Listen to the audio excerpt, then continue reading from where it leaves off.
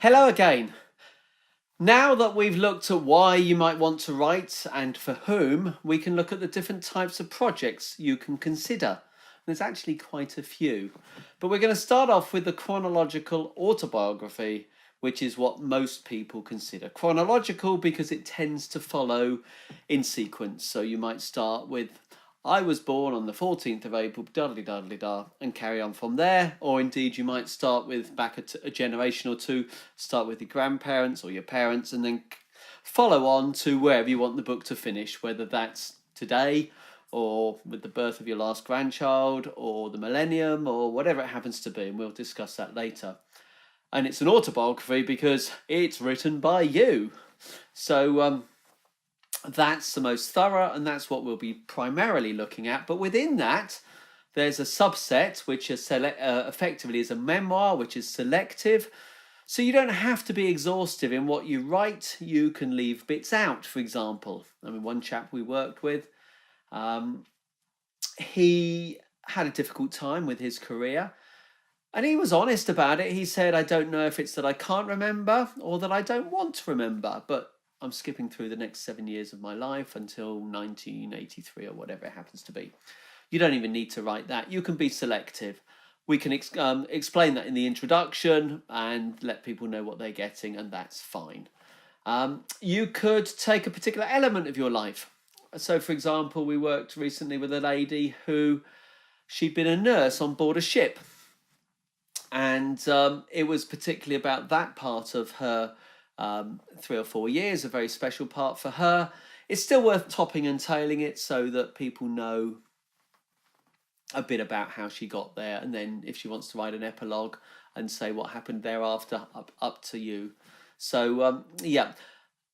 Another type of project which is particularly popular is joint projects. So it could be partners, usually a husband and wife.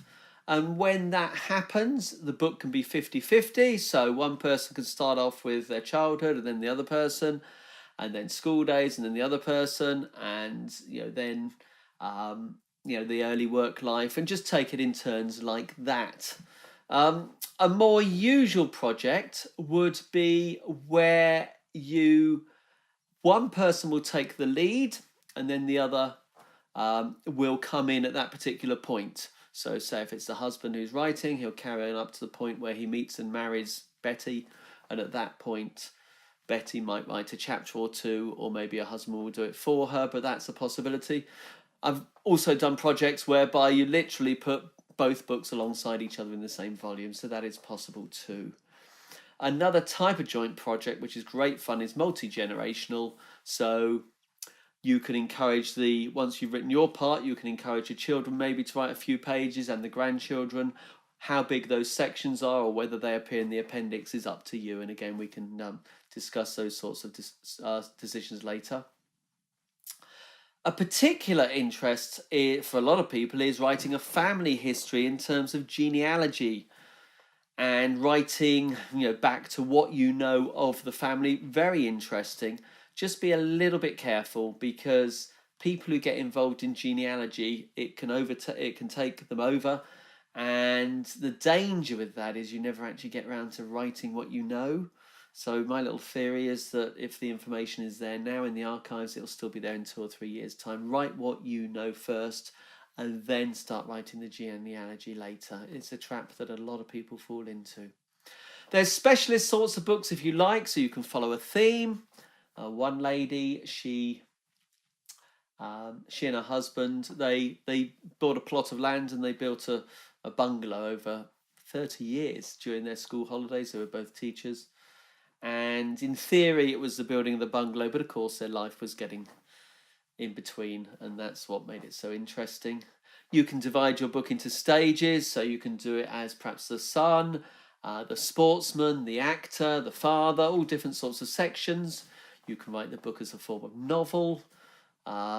You can even, if you've got lots of letters, you can do a book of letters, which is lovely.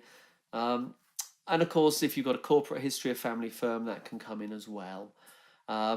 And as regards to presentation, whether it's a book, whether it's in a ring binder, it doesn't matter. What matters is your story. There'll be ideas for presentation later. And again, whether it's a book or audio or visual, those ideas will come in later as well. So you can always skip ahead. But here we're focusing on the chronological autobiography, which is the most exhaustive and the most popular. So really, your homework, I suppose, for this section is to decide what type of project you want. You can be creative, but also don't worry, because you can change the structure later. If you're doing it on a word processor, which most people will, then they're wonderful for chopping and changing later. So yeah, and also as part of the homework, you might like to skip ahead in the course and see what different types of production there are, and it might help shape the way you proceed with your writing. So thank you very much. And the next section will be getting organised and preparing to write. Exciting times. Please join me again. Thank you so much.